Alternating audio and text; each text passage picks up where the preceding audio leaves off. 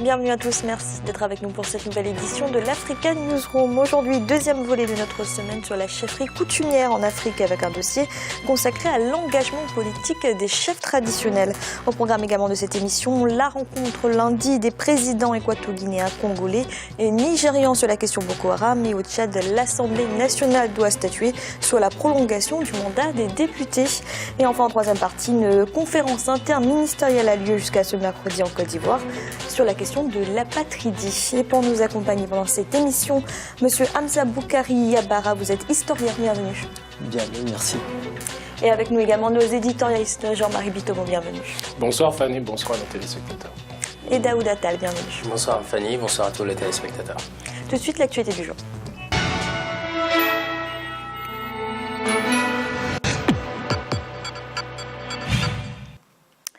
Les présidents équato-guinéens Teodoro Obiang Basogo et congolais Denis Sassou Nguesso se sont donc entretenus ce lundi avec leur homologue nigérian Goodluck Jonathan.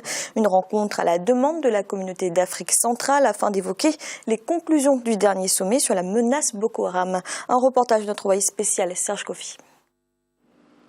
Deux chefs d'État, Denis Sassou Nguesso du Congo et Teodoro Obiang Basogo de la Guinée équatoriale à la rencontre du président nigérien Goodluck Jonathan pour envisager une stratégie de lutte contre la secte islamique Boko Haram. Après avoir annoncé une aide d'urgence de 50 milliards de francs CFA, la communauté économique des États d'Afrique centrale a mandaté les deux chefs d'État pour discuter avec le président nigérian. Son pays est principalement touché par les actes de la secte. Les trois dirigeants africains ont lors de cette rencontre d'Abuja travaillé sur les mesures de lutte contre le groupe islamique et exprimé leur solidarité. Au total, il s'agit d'étudier ensemble, dans le cadre de la mise en œuvre de l'architecture de sécurité collective en Afrique.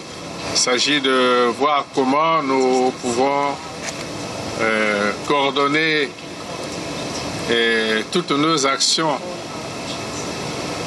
de la CEDEAO et de la CEAC pour faire face au fléau de Boko Haram et éradiquer ce fléau qui menace gravement la paix, la sécurité et le développement. Les deux représentants de la CEAC se sont ensuite rendus au Flagstaff House, la présidence ghanéenne, afin de rencontrer le président John Dramani Mahama, chef de l'État et président en exercice de la communauté des États d'Afrique de l'Ouest. Objectif, envisager une stratégie de lutte commune entre la CEAC et la CEDEAO.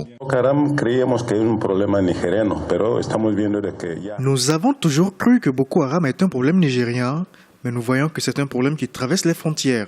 Ce problème n'affecte pas seulement le Nigeria, mais aussi le Niger, le Cameroun et le Tchad. L'Afrique doit tout faire pour éradiquer ce phénomène qui veut s'étendre. C'est pour cela que nous avons été mandatés par la CEAC pour prendre contact avec la CEDEAO et le président Goodluck Jonathan pour agir ensemble. À l'issue des travaux, les chefs d'État représentants de la CEAC ont annoncé une rencontre d'experts militaires le 27 et le 28 février prochain à Yaoundé, la capitale du Cameroun. Jean-Marie, les chefs d'État ont évoqué la possibilité d'une stratégie de lutte commune avec la communauté d'Afrique centrale et la communauté d'Afrique de l'Ouest. Est-ce que le soutien de la CEDEAO est important? Il est très important, Fanny, dans la mesure où on sait qu'on a déjà eu cette stratégie-là qui a été mise en place concernant tout ce qui était la piraterie maritime. Donc on essaye de transposer ça maintenant par rapport à la lutte terrestre concernant Boko Haram. Il me semble qu'il était temps pour qu'on puisse mettre ça en place. Parce que quand le problème a débuté, on a cru que c'était un problème qui intéressait uniquement le Nigeria. Mais on s'aperçoit qu'au fur et à mesure, puisque les États, préalablement, n'ayant pas pris la dimension de la menace qui était face à eux, puisque c'était plus ou moins, on est parti au départ sur une vision asymétrique des choses. C'est-à-dire, on avait Boko Haram en groupuscule, qu'on se disait au départ, bon, il peut pas faire grand-chose. Mais au fil du temps, Boko Haram s'est armé. Il s'est armé comment? C'est un point d'interrogation, on ne peut pas le savoir, c'est-à-dire sur ce plateau. Donc, il était souhaitable que les chefs d'État africains de la CEDEAO et ceux de la CEAC se rendent compte que c'est une menace qui concerne tous les pays, puisque là, maintenant, on parle de la CEAC, puisque ce sont les événements récents. Mais il ne faut pas oublier que, si vous voulez, on a eu ce terrorisme-là qui a commencé au Mali. Donc du Mali, pratiquement tous les États africains aujourd'hui, à l'exception, on peut tout simplement distinguer l'Afrique australe qui est plus bas, mais pratiquement tous les pays d'Afrique du Nord, de l'Afrique centrale, de l'Afrique de l'Ouest, et y compris l'Afrique de l'Est, au Kenya, sont sujets, comment dirais-je, à ces déstabilisations, là, si vous voulez, des différents groupuscules politiques que vous retrouvez dans chacun des territoires des États. Hamza, depuis que le Tchad a envoyé ses troupes, plusieurs localités ont été reprises à Boko Haram. Est-ce qu'il y a un affaiblissement du groupe terroriste ? On peut penser qu'il y a un affaiblissement. Déjà, je crois que la stratégie de Jonathan elle est assez intéressante parce qu'on a l'impression qu'il choisit ses alliés. On veut à tout prix le faire travailler avec ses voisins. Et là, on voit qu'il se rend au Ghana, qu'il va voir le président congolais, équato-guinéen. Donc je crois qu'également, il est en train de créer son réseau de soutien, de relations, en train d'élargir probablement le mouvement de résistance contre Boko Haram, qui de toute manière devrait à un moment ou à un autre finir par s'éteindre. Je crois que le plus important, c'est de couper son approvisionnement en armes et en hommes et en moyens financiers. Et une fois que cela sera fait, le groupe ne devrait pas être en mesure de durer très longtemps. Donc moi, je suis quand même relativement optimiste à partir du moment où on arrive à identifier les circuits d'approvisionnement. Et là, il faut probablement regarder plus au nord du continent africain. Mais si justement la lutte s'intensifie, est-ce que la manière de combattre de Boko Haram pourrait prendre d'autres formes, comme par exemple se fondre dans la population, comme c'est déjà le cas au nord du Cameroun ? C'était déjà le cas aussi au Nigeria. C'était une menace un peu dormante, un peu fuyante. Il y avait des cellules également qui étaient basées au Niger, qui étaient dormantes, qui sont en train plus ou moins de se réveiller actuellement. Donc on sait que de toute manière, Boko Haram n'a pas les moyens de perdurer. Ils ont établi un califat qui est fantôme. Il n'y a aucun membre de cette administration qui soit aujourd'hui connu. Donc on peut imaginer que le mouvement risque effectivement de se fondre dans la nature, de disparaître progressivement, un petit peu comme il a apparu également à une époque. Daouda, dimanche, à la veille de cette rencontre entre les trois chefs d'État, le président nigérian Goodluck Jonathan avait reconnu avoir sous-estimé la capacité de nuisance de Boko Haram. Est-ce qu'on peut dire que c'est maintenant que la lutte commence, véritablement ? Je pense que malgré qu'il l'avait sous-estimé, la lutte a commencé depuis un moment. Parce que quand même, si on n'avait rien fait jusque-là, absolument rien, les conséquences seraient beaucoup plus dramatiques. Maintenant, ce qui a été fait jusque-là n'est pas suffisant. Et je pense que là, il y a une bonne prise de conscience. Maintenant, moi, ce que je dis, suite au reportage qu'on a vu, c'est une bonne chose que le Nigeria, qui fait pas partie de la CEAC, donc qui faisait pas partie des négociations au sein de l'organisme régional, que ces présidents puissent être délégués pour lui faire un compte rendu. Après, ce que j'ai peur aussi, c'est un petit peu de mélanger les différentes coalitions, parce que, à mon avis, la meilleure lutte, pour moi, la meilleure organisation serait une force multinationale africaine vraiment soutenue par sans doute la communauté internationale.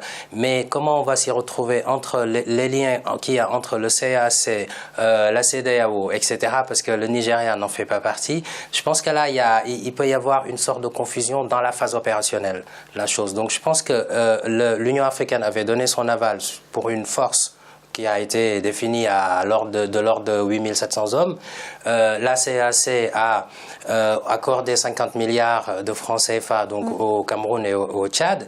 Maintenant, il faut passer à une vitesse supérieure, c'est-à-dire aller demander le soutien au Conseil de sécurité des Nations Unies et éventuellement le financement, plus l'appui de la communauté internationale, mais à partir d'une force multinationale qui peut regrouper à la fois les pays qui sont concernés, mais sans distinction d'organismes régionaux. Moi, j'ai l'impression que si on doit à chaque fois aller rendre compte les uns et les autres, ça va quand même retarder d'un point de vue opérationnel la lutte et il faut que tout le monde se sente impliqué. L'Union africaine me paraît être un bon cadre pour dérouler cela et faire le lien, la jonction après avec le Conseil de sécurité de l'ONU.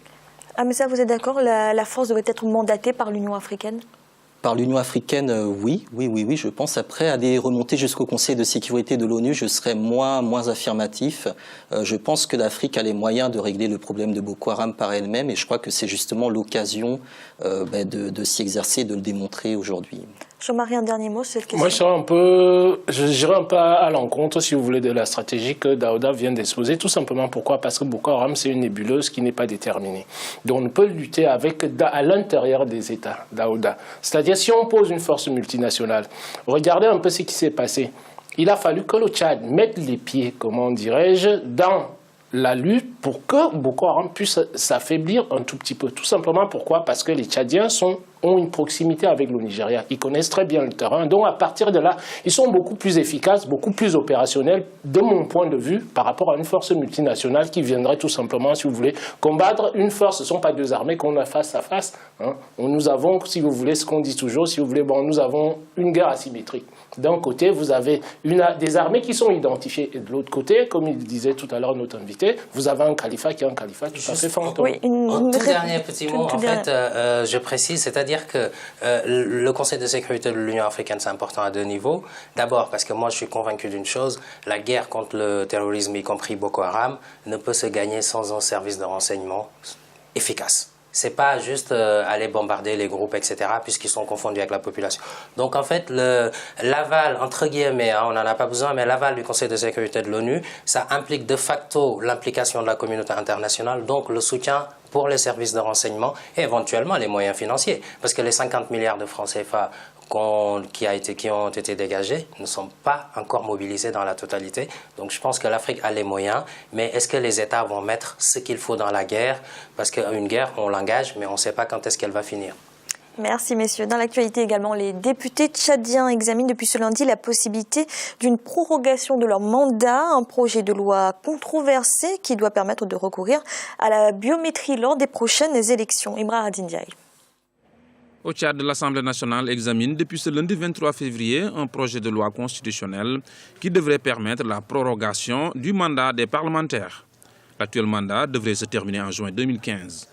Plusieurs raisons justifieraient cette décision qui devrait permettre de recourir à la biométrie pour l'organisation des futures élections présidentielles et législatives. L'opposition, de son côté, dénonce l'absence de concertation au préalable. Du fait du retard dans le démarrage du processus électoral, on s'est bien rendu compte à une évidence qu'on connaissait déjà depuis un an ou deux. Le gouvernement n'a pas donné tous les moyens nécessaires à la CENI pour lui permettre de lancer le processus électoral en lançant effectivement le recensement biométrique. Et donc, c'est ce retard que nous devons gérer, ce retard qui fait que cette année 2015, aucune élection n'est possible, puisque les cartes biométriques vont être distribuées aux électeurs à partir du mois d'avril de l'année prochaine. Il n'y a pas eu en réalité d'échange, de concertation ou de consultation approfondie dans la classe politique. Les acteurs politiques ont été mis devant le fait accompli. Le gouvernement, je pense que vendredi, cette loi va être adoptée,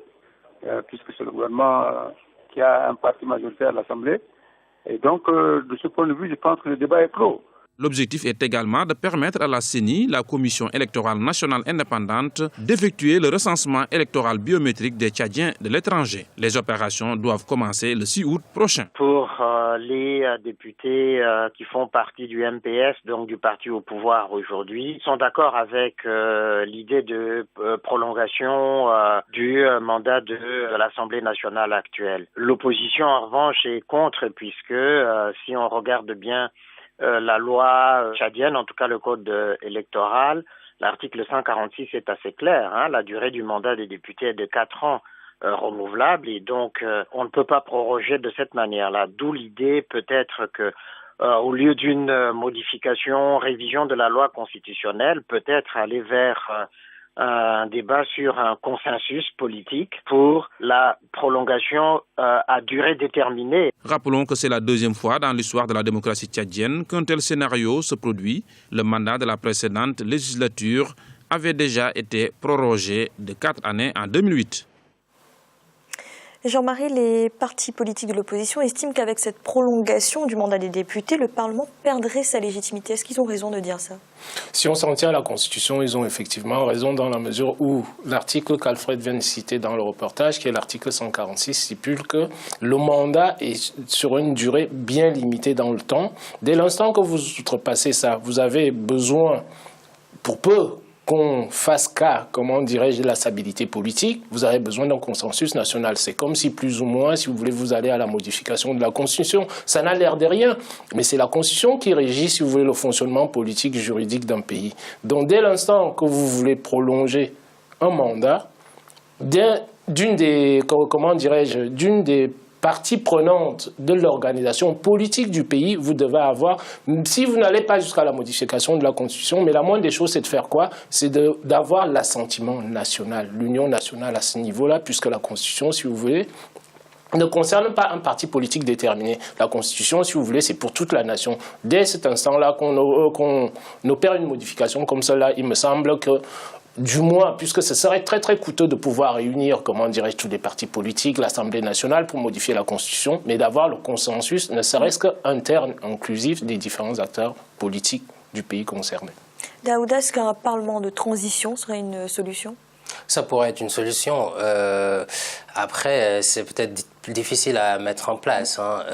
Maintenant, ce que je constate, c'est que c'est une situation qui est quasi, on peut dire, anticonstitutionnelle, étant donné que la Constitution limite quand même le mandat des députés et que c'est pas la première fois que cela se passe, une situation pareille se passe dans ce pays, au Tchad. Ça propose le problème de, on ne sait pas finalement ce que certains dirigeants font, parce que bon, pour des raisons d'élection, etc. Le motif qui est évoqué, en tout cas, le biométrique, le recours à la biométrie pour les prochaines élections. Exactement.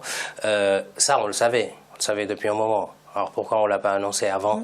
Pourquoi on attend maintenant? Les élections législatives doivent se dérouler en juin. On sait bien qu'entre 4 et 5 mois, c'est difficile de faire ça. Donc ça devient du coup une raison valable. Donc ça pose quand même le problème de la stratégie de nos gouvernants, leur stratégie politique pour arriver à mettre la classe politique dans une situation qui est quand même très difficile, parce que d'un côté l'opposition n'est pas d'accord, mais l'opposition ne peut pas refuser non plus, parce que ça va de soi, ça a un sens qu'on ne peut pas faire ça dans un délai si court.